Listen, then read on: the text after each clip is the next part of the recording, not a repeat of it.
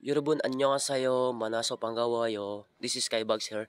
O guys, try nating sagutan tong graph na to, tong 7 to 8. Lagi tong lumalabas sa exam guys, sa actual exam. Kaya napaka-importante na malaman po natin ang mga keyword dito. At mas maganda na rin na maintindihan natin. Ipapaliwanag ko po sa inyo hanggat kaya ko. So, si Jacob Shida. Sabi dito guys is, Yulangbyol, Wigogin, Giop, Chay, Tihan, Solmyongoro, Manon, Gosol, Muesum, Nika. So, ang sabi dyan guys is, what is the correct, ito ha, what is the correct explanation about the employment worker edad? Ano daw ang the correct statement dito? So, hanapin natin sa dito guys. Dito, sabi dito sa number 1 guys is, si 30 siga 가장 많습니다. So, si 30, hanapin natin dito si 30. Ito yung 30 guys. So, siya daw yung pinakamarami. Totoo ba guys? Siya daw yung pinakamarami. 가장 na most. Yan, 가장. So, totoo naman guys, siya yung pinakamarami sa lahat. So, the correct answer dito is number 1. Kasi siya yung pinakamarami. Explain pa rin natin yung number 2. Sabi naman dito sa number 2 guys is 20. Tiga, yan. 20, edad, cholban이 없습니다. Ibig sabihin po ng cholban guys is lagpas. Ibig sabihin lagpas kalahati. Dumagpas ba siya ng kalahati guys yung 20? Dapat ang kalahati niya is ano ba? 50, di ba? So mali yung statement. From the word ito guys, from the word cholban, lagpas kalahati. Ito namang nopsumnida. Yan yung lagpas. Itong cholban naman is kalahati. Yan.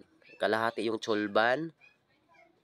Kalahati. Then ito naman is lagpas pataas. Yan. So, mali yung statement na tinutukoy dyan. So, number 3, sagutan natin. Sabi sa number 3 is 50. Ito daw, 50 daw. 2.0 mansumnida. Tama ba guys? Si 50 is pangalawa sa pinakamarami. From the word 2.0. 2.0. Pangalawa sa pinakamarami. Is this correct guys? So, it is wrong. So, mali siya guys. Kasi hindi siya pangalawa at marami pang nag-asunod. So, ang pangalawa sa kanya is si 20 to 29. Yan yung pangalawa. So, try natin sagutan si number 4. So, si 30 Buddha. 40 ga 2 mansumnida. Si 30 daw is pinakamababa daw kaysa kay 40. Tama ga? Tama ba ang statement dito? Tama ga? Si 40, asan yung si 30? Yan, ito. Si 30, pinakamababa ba daw siya kaysa kay 40? So, mali yung statement guys kasi marami pa rin si 30. Marami pa rin si 30. So, the correct answer dito guys is number 1. Yan, so, proceed tayo sa number 8. Sabi sa number is guys, what is the appropriate current status ng mga employment workers during sa working time? So, ano daw yung status? So, during sa working time. So, oras ang pinag-usapan dito mga chinggo. Ayan. So, ang sabi dito is, try natin sagutan si number 1. Number 1 daw is 50 to 60 shigan.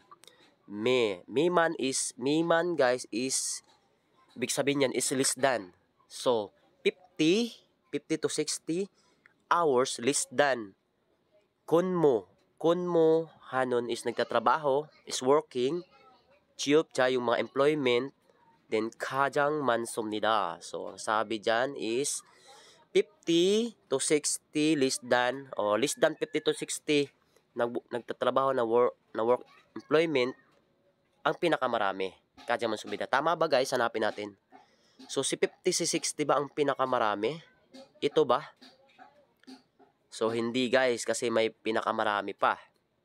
So, ibig sabihin, mali na agad ang statement ni number 1. So, X yan.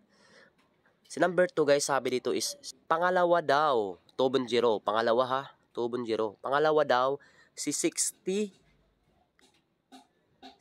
sigan.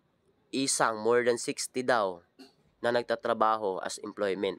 So, ang sabi naman dito guys sa graph is 60 ba? 60 pangalawa. So, nakita naman natin guys is pangalawa talaga siya. Ibig sabihin, the correct answer dito is number 2. Siya talaga yung correct dyan. Number 2. Try nating sagutan yung number 40 to 50. So, sabi naman dito si 40 to 50 is less than 40 to 50 daw ang nagtatrabaho bilang employment cholbani nopsomnida. Sabihin cholban guys, cholban is lagpas daw kalahati. Tama ba guys? Si 40 tsaka si 50 lagpas ba yan kalahati? Lumagpas ba siya ng kalahati? Di ba hindi siya lumagpas? Dapat nasa 50 siya kasi ang overall na rating sa atin is 100. So, dapat nasa 50. So, below lang siya sa 40. So, mali pa rin ang statement dito. So, try natin si number 4 explain. Less than 30 to 40 hours daw nagtatrabaho ang mga employment. Mas konti daw na nagtatrabaho sa 30 to 40, mas less than, kaysa, may Buddha dito guys, may Buddha, ayan o. Buddha. So, kinukumpara siya. Ibig sabihin, kinukumpara siya dito sa 30 hours. Mas less than daw, ulitin natin, mas less than daw, si 30 to 40 sigan, nagtatrabaho sa employment, kaysa, kay 30 hours, kaysa less than 30, working, yan, mansomnida. So, tama ba guys, na mas konti si 30 to 40 kaysa kay 30? Hanapin natin dito guys. So, ang naka-state naman dito is equal sila. So, actually kinumpare sila pero parehas lang naman sila. Ng sagot dito is equal lang sila. So, hindi less than si 30 to 40, hindi rin less than si 30. Ibig sabihin is equal sila. Parehas sila pantay. So, hanggang dyan lang guys. Sana naintindihan nyo. Medyo magulo yung explanation ko kasi kumbaga baguhan lang tayo sa pagtuturo. Pero, actually, lahat ng to guys, nadadaanan ko. Alam ko yung mga keyword dito. Ang correct answer pala dito sa number 7 is 1. Then, dito naman is number 2. So, dyan lang muna mga chinggo. Annyeonghaseyo.